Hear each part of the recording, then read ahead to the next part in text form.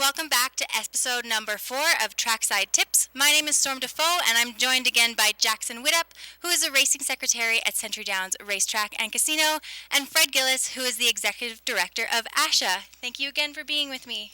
More than welcome. What a difference a week makes. We're out here in the hot, hot sun, which is great. Last week we were inside a barn because it was torrential downpour. Definitely. So let's get started with Saturday's picks. Who wants to start us off this week? I just want to say something fast.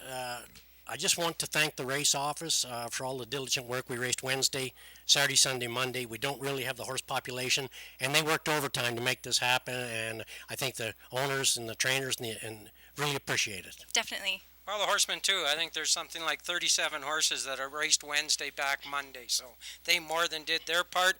Fred, I'll start it off because I got to pick Cuss the Magic Dragon. I gave her the 5-hole in a 5-horse field. She's the best in Western Canada right now. Anyway, she gets beat. No, I don't think so, Jack, and I went with Cuss the Magic, but I was impressed with Born a Dragon's first start with this kind of company. I thought she raced very respectable. She doesn't have to improve very much to at least put a scare in Cuss. Yeah, and that's not like Keith to really just go and enter in this class if he's got other places to race, so he must like her as well, and he also likes the 5-horse field, I'm sure. Carry on, Fred, to the second. Unbelievable Mile in the ASHA Breeders. Anything even close to that makes her much the best. Her is who? Hottie. I'm Okay. 53. All right, for those that didn't have a program, that's who it is. Yes, that was very impressive. Nice to see the owners out too. They came out to watch that race. That was a winning effort by most horses. She got beat by a very good one. No shame there. I agree. Race number 3. Wow, this is a tough one. This one's a real interesting race. We now have our first 2-year-olds that are in to go, the 1 and 2 horse, and we've got some horses that are starting to become pretty close to professional maidens. Got a mixture of a little bit of everything. We've got Rene Goulet has picked up the mount on the 6 horse. So there's some interest there, Fred. Where are you headed? I'm going to try Starflight, Jackson. Raced good 2 starts ago. Last week, got a little more aggressive, was on the outside, took some air, got a little bit tired, but I think she's poised to strike. She goes back to that 57 mile of a couple weeks ago. I'm going to go with the 3-horse Outlaw Spotlight on me. She's been a big disappointment to me. Therefore, I'm sure she's a bigger disappointment to Paul. For whatever reason, Paul decided to qualify her. She didn't have to qualify. Maybe they're trying something different. I'm going to go with the 3 Outlaw Spite on me. Whatever that name is. Poor Connie Coltheimer. Spotlight on me? She gets me all the time. Number 4. Okay, Outlaw Alley-Oops. Let's do another one. In for the tag, gets the job done, Jackson. Yeah, again, a very interesting race. Keith doesn't mind putting them into the claimers right away. I thought this filly was going to be a little bit better than she has been, and he probably did too. So I'm going to go with Outlaw Alley-Oops as well. But if you're going to use that analogy, you can go with the 5-horse Heartbeat and Sizzle going back out of the conditions into the claimer. Good race, but yeah, Outlaw Alley-Oops. All right, next race, number 5. Tough race here again, Fred. These mares have been taking their turns winning this race. Some have been moving up, some have been moving down. I'm going with what I think is one of the most consistent, Nice Ain't My Color. Yeah, she is consistent, Jackson, and nice mare.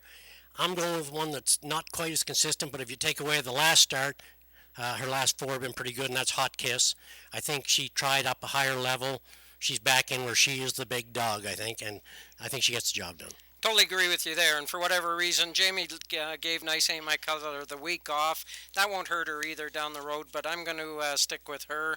6th race, another nice group of mares here. They've been taking their turn.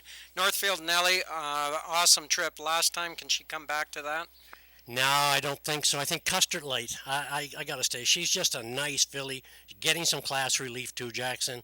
I like 2-3 for the exactor, but I think Custard Light is the best. Yeah, I have to agree with you there as well. Lively Rocket raced good a couple starts back, and you got Big Sure that just keeps playing all the time. Drew bad, though, so yeah, Custard Light is probably the class of the race. I like Northfield Nellie just off of that last trip. 7th race, you go ahead. I'm going away with Go Away and Play. Not fast off the gate, Jackson, and I think the trip from the rail keeps her closer to the pace. She finishes pretty good. Only beat a couple lengths in her last start. Paced home at 28. So I'm going with Go Away and Play. Okay, I'm going to go back to Somewhere Ideal. I picked her last week. She finished second. Again, the horse that beat us both last week, and we're thinking that she won't do it again, and she might. Is the 6 horse, My Day. You gotta like her, but it's tough to pick her. Went off at 8-1 almost last time, but did get the No, job done. I agree. I thought go away and play is usually 6th or 7th at the quarter. I think she's sitting 3rd or 4th, and it could be the difference. Good analogy. Not sure if she knows that. Race number 8. Upset time. Outlaw Tic Tac. I was involved trying to buy this filly a while back. I liked her. She was a little high for me. Dave Kelly liked her more than I did. But she showed flashes. I think that this filly will, if she's fit, and she's been off a while, she might need a start. But I'm going to take a shot that she's fit, and I still have hopes that this filly will reach up into the stake ranks before the year is over. Very good race here. That's the part that scared me on Outlaw Tic Tac. Dave Kelly races them as hard and often as possible. It's been almost a month that she's been off. That was the only difference for me. I agree with everything except she hasn't raced for a while. Again, I hate picking the 8 horses. Last time you took Good Day Is Coming, and we stunk in that race, didn't we? I think. Or anyway, we both missed the win. I'm going to go back to Summer Fantasy. Got stung last time. I didn't pick her. I'm going to go Summer Fantasy.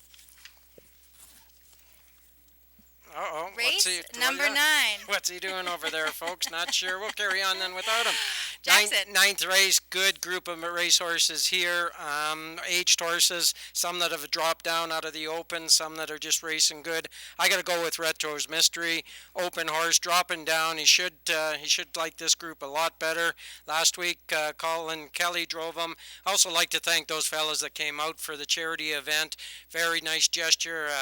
I think a record maybe in betting, or not betting, but money that was raised. They did a great job, but Retro's Mystery in here.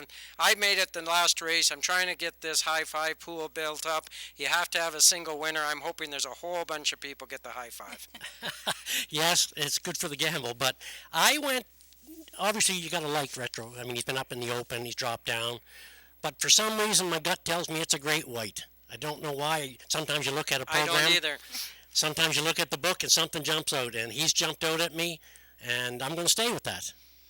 All right, well, that's a good. I'd be okay with that too, because I think Retro's Mystery is a big favorite in here. I don't like to see horses dropping down that much, so I'm okay if somebody else wins.